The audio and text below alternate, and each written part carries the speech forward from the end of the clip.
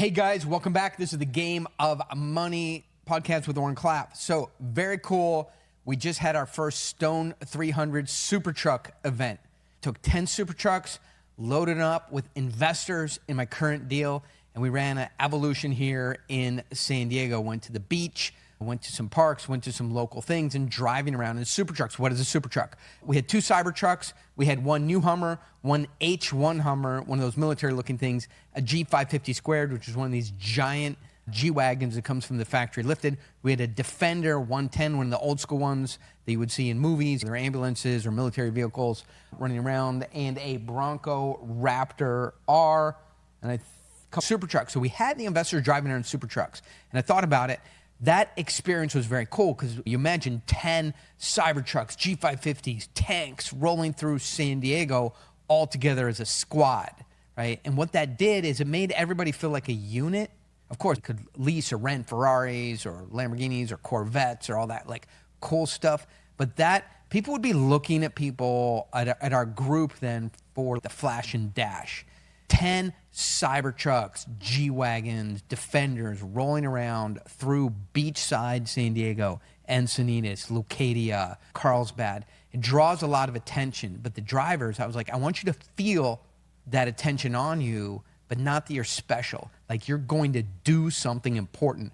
We as investors in this deal are going to do something important, and we're mobilized with some of the most interesting vehicles throughout history. The G-Wagon is that German vehicle that goes through anything, lasts forever, drive around there. If you're going to drive around the world in something, you pick a German truck. You don't pick an Italian truck for obvious reasons. So the G-Wagon, the Defender, it's literally called the Defender. It is the British staple of military Jeeps because you can drive it in the middle of the Sahara Desert.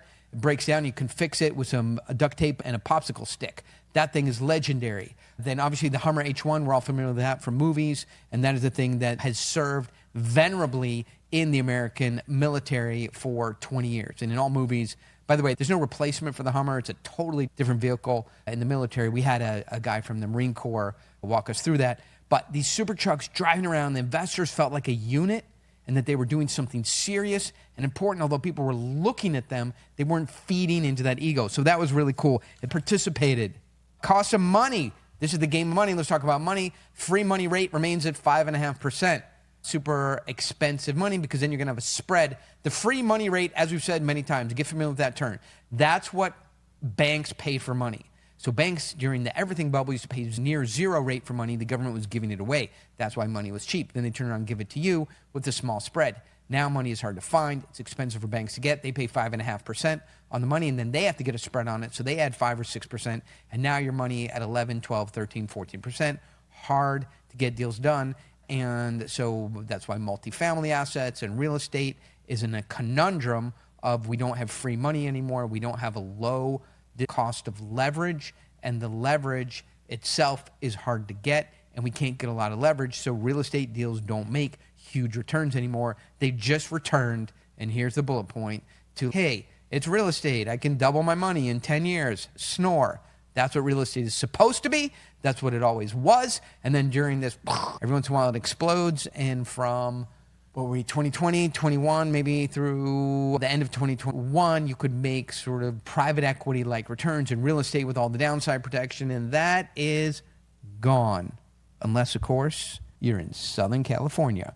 Crazy money land. All right, I'm in this organization called Warrior Week. The things I want to be in is nothing. Why? I want less friends, not more friends. I have so many friends. I can't stay in touch with everybody. I can't do things with everybody. I don't want to be, I speak for a lot of organizations. They all suck me in, incredible people in it. I start too many amazing relationships, and guess who I don't spend time with? Correct. Myself and my family. I need less friends. So I started going to Warrior because they were a client, customer, we're doing things together, they're local to me at Warrior Week, and I love Sam, the guy who founded that organization. He's amazing. He's a good friend of mine. We do car stuff together, and he invited me out to a Warrior Week day. I know that sounds weird, a Warrior Week day, but anyway, that's how he does it. It's his business, not mine, and he does a Warrior Week day. So I go out, and it's on a friggin' Wednesday morning. So on Wednesday morning, as I've said before, I'm out there, and I go to the Warrior Week Syndicate Day, And we meet out there at 8:30 in the morning in Newport Beach. And I go to a field, and I'm expecting to do all kinds of serious stuff. It's called Warrior Week. When I was at SEAL Fit, guess what we did? Serious SEAL stuff, right? So I don't want to talk about the other stuff, but at SEAL Fit, you do super serious SEAL stuff. It's not fun, for sure. Matter of fact, you're guaranteed an injury. Sorry, Mark Devine over there at SEAL Fit will guarantee you an injury. Don't yell at me, but anyway, when I want an injury, I go to SEAL Fit. So I'm out of Warrior Week, and it's 8:30 in the morning, and I'm out on the field, and we're not doing serious stuff. I'm playing soccer, right? And it was so fun. I'm playing soccer, and I'm like back to being in high school or college, just playing soccer, and it's amazing. And then I'm like, whoa, pull up. I'm like, it is a Wednesday morning at 10:30 in the morning. I am in Newport Beach with a bunch of dudes playing soccer. This is not realistic, right? I'm afraid TMZ will take a photo of me, and my investors are going to see it, and they're somehow going to report me to the SEC for having fun. I'm like, I can't be having fun on a Wednesday morning at 10:30. Like, my nervous system was like tearing itself apart. I love this. This is amazing. I need to be doing stuff on behalf of my investor. The heat and the cold is on at the same time. But at the end of the day, Warrior really sucked me in. This is an amazing organization. And now I go every quarter, and I spend time there. And the days that I have off during the week, I reconcile that, and I'm actually allowing myself to have some fun, which is crazy. And then at Warrior, you meet the most amazing people. Now I want to talk about deals. I talked to a guy there, Joe, who has a real estate deal.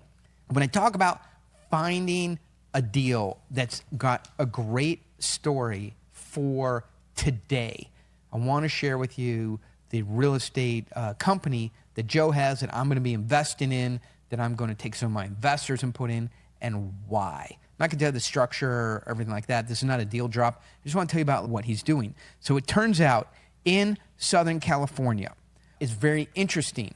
Single-family homes, a thing that you would live in Newport Beach, Irvine, Encinitas, Del Mar, Acadia, Carlsbad. Let's see, what else we got from there? San Clemente. So a single-family residence, call it 2,800 square feet to 3,300 square feet, not a big home, not on the ocean. Coastal, but not on the ocean, is something like a $3 to $5 million house, $3 to $5 million. In Kansas, San Antonio, Maine, inland Florida, a $5 million asset is a mall, a strip mall, or a mixed industrial use plaza, or something on a couple acres. This is a crammed-in house on a property which there might be 20 feet in every direction, and a backyard 40 feet long, and that's it. The takeaway is single-family residences in southern infill coastal California look like institutional assets in other parts of the country. Now, you've got this whole business category of really home flippers, like the guys on the TV shows, right? Most of the home flippers are used to doing $1 million homes. When you move into an asset that you'll acquire for nearly $3 million, right? And you have to put $500,000 into, and then you have to run a sales process to sell that thing for $4.5, $5 million and make $500,000. That's like a tightly run program. That looks like the institutionals that I'm used to dealing with. And what's interesting is the home flippers who can buy, a $700,000 home, $600,000 home, put $150,000 in, clean it up, do a bunch of work on their own, and sell that thing for $1.3 million. Those guys can't compete when the asset value is moving up to $3 million. So that looks to me a business opportunity, because the single-family residence looks like something that's never been seen before. Maybe in Manhattan or something like that, but those are apartments and kind of asset class. This really hasn't been seen before, where a home that a family lives in is now at a baseline price. Like the homes in my neighborhood, crappy. You would think, hey, this is a crappy home. I wouldn't even live in it. Why does Oren live here? They're $2.8, $3.3 million. Crappy homes. Imagine a nice home in a nice neighborhood. You're talking about $4.5, $5 million for a home that you would think regular. That becomes an asset, and the $1 million flippers can't compete in that space. Now it's starting to look like something. I'm like, Joe, can you buy these things? He's, yes, we can acquire them. How do you acquire them? We offer 79 cents on the dollar. Why? How do you know what to offer? And today in Southern California, the homes turn over really quickly. There's lots of comps, Zillow, and all the data. Like Zillow is accurate to the home price. So you know what the home price is. You can make a couple adjustments one way or the other. Because the school, traffic, neighborhood, power, neighbors, age of home, swimming pool, not swimming pool, but the adjustments aren't major. It's like Google Maps. It tells you what time you're going to get there. It's 3 hours away. Might be off by 5 minutes, but mainly, unless there's an accident, those things are accurate. So he goes, we know what the home price is, make a couple adjustments, and then we offer them 79. Why would somebody take, if they know their home is worth $3.5 million, why would they take 79% of that? He goes, aha, because we have done the math. 7% goes to the realtors and for escrow. So that's gone. So it's not 79%. Now it's really 79% plus 7 is 86%. So we're only 14% off of current market price. But now it's the 3 Ps. Paint and pace to get a home ready for sale to someone who's going to buy that thing for $4.5 million. Those guys just want to walk into camera-ready art. They don't want to do anything. So it's not something, yeah, we're going to get it for $4.5 million. No, that thing has to be ready to go. That's going to cost you $150,000, $225,000. So there's a couple points there on a $4.5 million price. So that's another 5 to 10%. So of your 14%, there it is. Now you have pain. I got to do this work. I got to pay for it. I got to find that equity. I'm trying to move out of my home, go into another home. And so the speed or the pace of it, so you got pain and pace, that makes up the other 14%. Boom. And people go, Joe, just take my home today. You fix it up. You take the paint. You take the pain. You fix the pace. Just give me some money. I'm moving on to my next thing. That's how the business works. You have homes that we can actually underwrite like assets. You've blown off most of the competition who are like way down in $1 million, maybe $2 million homes, but we're up in $5 million, right? And we're deploying $400,000 and we're making $400,000 or $500,000 on that in 9 months in coastal infill California. And guess what they're not making any more of? Coastal infill California. In fact, they're making less of it if you watch the weather and the storms. I'm like, I love this, right? These are like 50% IRR returns, greenfield, and then Joe has some special sauce we won't get in here that he does. That's a deal. An easy to understand story in which there are clear economic tailwinds in an economic market in which we have greenfield and we can provide a special advantage in a specialized geography in which we really understand it'd be impossible for other people who are in Texas or Oregon or New York or Chicago to be able to operate inside of this Newport Beach infill. If you've been attending the other things we're doing, hey, it's got a great team on it. It's got traction. The story is super good and easy to understand. The economics are amazing. It doesn't require a lot of capital. It's the amount of capital that I can write checks for, you can write checks for, we can write checks for together and get into it. It's a simple to understand business. There's a long track record by the team. The team has run this over and over again. They have a playbook. And I think the big thing is the story is simple, easy to understand, and it's somewhat repeatable and scalable. I like this business. All right. So that's how I look at business. That's how I underwrite it. That's how I find stuff. That's some of the stuff I'm doing. Welcome to the game of money. We'll hit this harder and bigger and faster and more interesting next week. Don't mind raising the bar every time. If you work out with weights or a CrossFit or a SEAL Fit, if you do a rep, they will not let you do a rep without putting more weight on the bar. That's what we're doing here. Every lift we do, we're going to put some more weight on it next time.